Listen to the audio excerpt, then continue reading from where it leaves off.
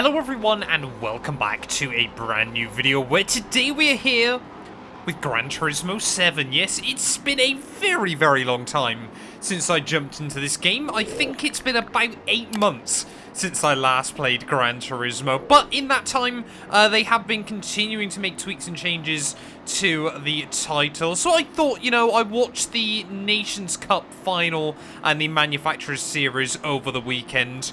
What better time to get back into Gran Turismo as we prepare ourselves for 2024. And apparently, this is the first time all year that Daily Race C has been in road cars. So we've dived in with the Lexus LFA. I only managed to get one clean lap of practice, hence why I'm starting this thing right at the back of the field. But maybe, just maybe, we can return back to some Gran Turismo 7 racing as we head into the new year. Of course, we are very close to 10,000 subscribers, as that immediately is going to be two M3s that have murdered each other and almost murdered me in the process. So if you are new around here, it'd be greatly appreciated if you would click that subscribe button.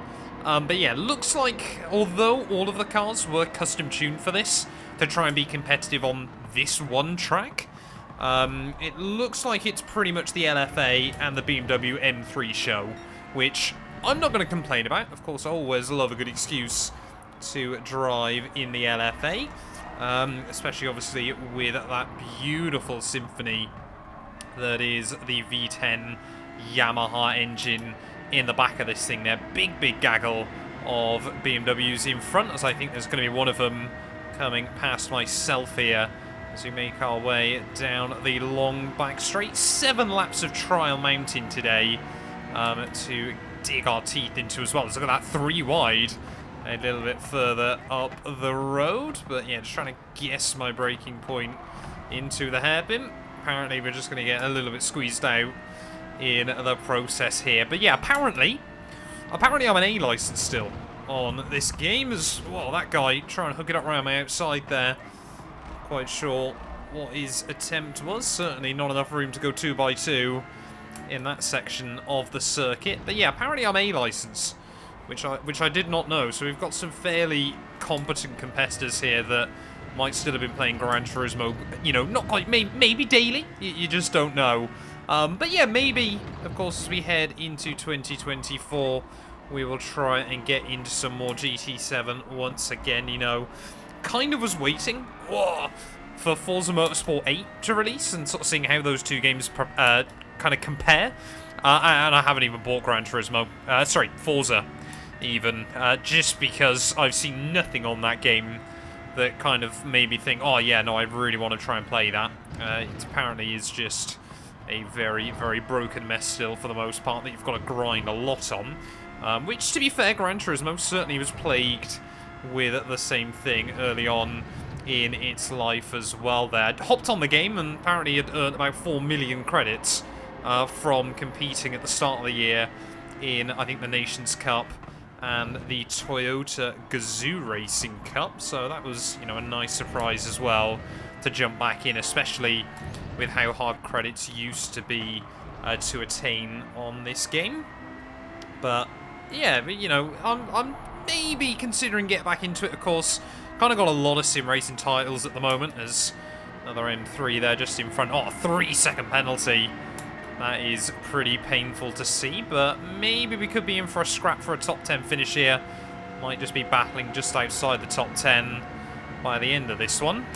But just, you know, trying to get my eye back in. And yeah, of course, so we might get back into some more Gran Turismo 7 content as we look towards the new year. It seems to be a game that I sort of play for a few weeks, really get back into, then just have a couple of nightmare races and kind of switch back over to iRacing or F1 or Assetto Corsa, something like that. Assetto Corsa as well, the original Assetto Corsa now has low fuel motorsport on it, so I definitely need to give that a try in the coming weeks as well. As I can just see already, remembering on this game just how important it is to be smooth on your steering. You know, you cannot make any kind of corrections. It's just got to all be one very fluid motion, which, especially in a road car like this on sports tyres, can sometimes be rather difficult, as we'll try and get a run on this Greek guy at the final corner. Don't know which car's better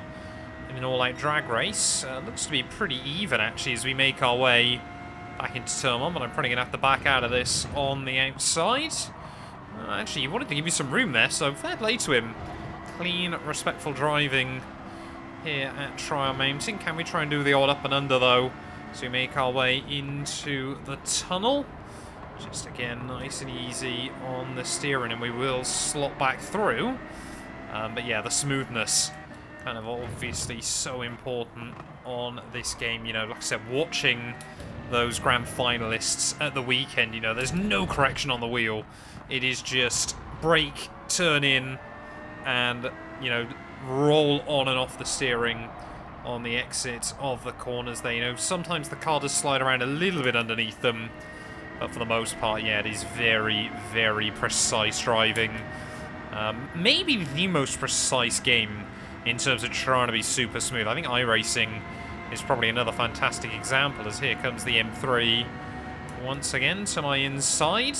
Haven't seen, I think there were a couple of other LFAs in this one, but they've been right up at the front, so I haven't had a chance to see them. As can we go back under these guys who make our way in towards the final couple of corners.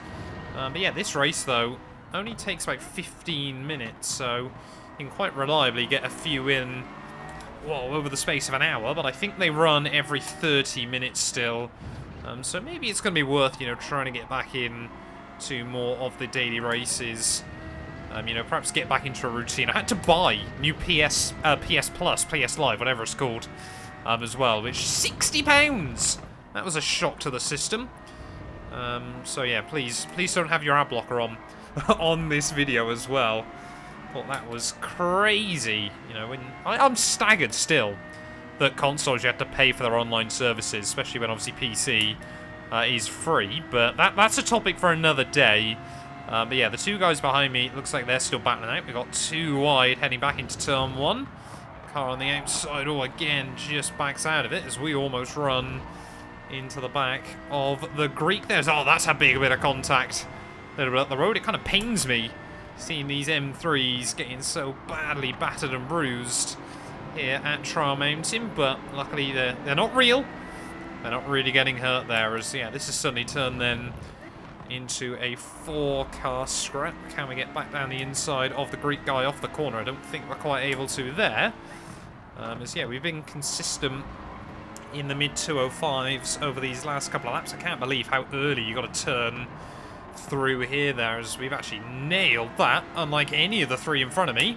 Unfortunately, I'm not going to be the one in the slipstream, so the BMWs, once again, are going to be working together there, and we will have to duck back in to the slipstream. There we go. Dutch guy to the inside of the German to make our way down this back straight. Oh, they're going to go 3 wide. They're all weaving around, desperate to try and make gains in the process. I'm just going to try and sit back and watch the show unfold there. Maybe try and capitalise on the exit of the corner there, as they're still side by side just in front of me. This corner, yeah, is not flat there. It's, oh, the Greek guy. Oh, just was able to slot back in between us.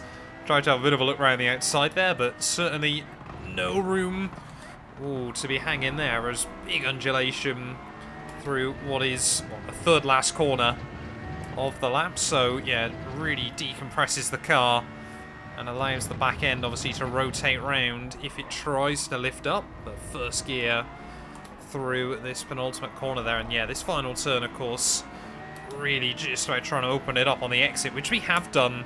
So we might be able to have a look to the inside on the run back down towards turn 1. There's still a big scrap going on a bit further up the road. See if we can get down the inside, which it doesn't look like we will. Might just be there at turn 1. We'll give him some room. We'll go 2 by 2. Oh, there has been an incident, as we were just about getting in front there. So this now has become a battle for the top 10 then in this race. Another German running into some issues. Can we try and switch him? No, just nudge the inside wall there as we make our way through the tunnel. And they can see that's going to allow the Greek guy to come back. We've got another car going slow up the road, though. Oh, so we'll just get put in the wall. Yeah, lots of BMWs still. I feel like I'm sticking out like a sore thumb at the moment as someone's gone. So, yeah, I think that's another freebie for us then. As this now, you can see the front of this group all the way up to P9. But what a race this is turning into with 2 laps to go here. But like I said, we are sticking out like a sore thumb. Our bright yellow Lexus LFA is everyone in front of me in the M3. Look at that, 3 wide already. They might even try and go 4 wide as we make our way down in towards the hairpin. We'll have a look down the inside of the German once again. And I think we will just about have that hooked up there as, yeah, another German and the Dutchman side by side up the hill. Oh, easy, easy, easy. I don't want to get a little bit Constantinery there as side by side still just in front of me. But yeah, there is certainly going to be an opportunity in these last couple of laps to try and capitalise. But this is going to be all about being in the right place at the right time. And where else do you get battling like this? As we're going to make it 3 wide then, down in towards the hairpin. We'll get late on the brakes down the inside there, try not to run into the back of the German. This is getting very, very scrappy as we'll just about find the room around the outside there. I think we were 3 wide momentarily as somehow, yeah, both myself and this Greek guy have made it through in all of this. We've got 2 German marks going for it, so that certainly doesn't make differentiating any easier. As back down the inside we'll go of the Greek guy once again. Make sure we give him some room around the outside. But we will again just slot back through. And now I think for the first time today then, into the top 10. As will we be able to try and hassle Mark here for another place. Don't know if second or third gear's back through there. Someone honking the horn behind. I forgot that was a feature on this game as well. Oh, that's a big dive coming in. I've just seen on my radar. That is looking very, very messy. As yeah, I think there's a big gap up to the next 2 cars in front of me. But we've done pretty well up to this point to keep it clean. But the slipstream is going to be really important there. No, my Greek guy's gone. We're having some really good clean battles so far, but I think he's just been sent to the Shadow Realm. So now we want to try and make sure that we stay away from those cars behind us here. We're only going to get 1 more run down this back straight after this one. So to the outside we'll go of another German. Try and make sure we brake just at the start of the curbs. He's going to hold it down the inside there, and I thought for a moment he might just outrun himself into the braking zone. But not quite that time around. He gets it hooked up, and of course through these next couple of corners in these road cars, just nowhere where you can really go. A little bit of damage to the back of that Bimmer. But yeah, I must admit as well, I kind of forgot just how good the graphics are on Gran Turismo as well. You know, don't play my PlayStation 5 enough. Probably about the first time I've fired it up in literal months as well. But 1 more lap to go then. Are we going to be able to try and find a way around Mark K there? As you can just see again, he just understeers a little bit through that penultimate corner. Might be able to try and get a run. We do not want to be on the outside for turn 1. But it looks like that's where I'm going to be as we head over the start-finish line here. 1 more lap to go. There we go, almost into the 2-minute 4s, so clearly showcasing a bit more pace as the race went on, and we'll just duck back in down at turn 1. He's going to try and park it on the apex just to make sure that he is cool, calm and collected. A little bit of understeer as we make our way up the hill, but keeping 2 wheels on the track there to help us maintain the grip again. It's all fine margins on Gran Turismo. You've got to get as close to that wall without nudging it. It's again a little bit of understeer there. Oh, by the BMW. I matched that with a bit of oversteer on the exit of the corner. We got green flags out, so I think there might have been an incident somewhere around. That has just cleared itself up. Can we have a look down the inside though? Out onto the back straight. We're kind of going to get a little bit side by side again. And he'll get the pull off the corner, but we know how powerful the slipstream is. So we should be able to have a look to the inside there. As he's going to really squeeze me there. Just about gives me a car width on the inside. And, you know, he's completely within his right to try and keep me pinned down here. But I think we'll make it through. As he's going to get back to the inside into the corner. I think we need to try and hook this up a long way around there as we'll try and go through. Oh, he just gives me a shoulder. Didn't quite put me out to the wall, but we certainly could have been a bit braver there on the exit has just now gathered up. I think it's just going to be all the setup through the final couple of corners, then lean on him as best as possible. He's going to go very defensive there for no reason.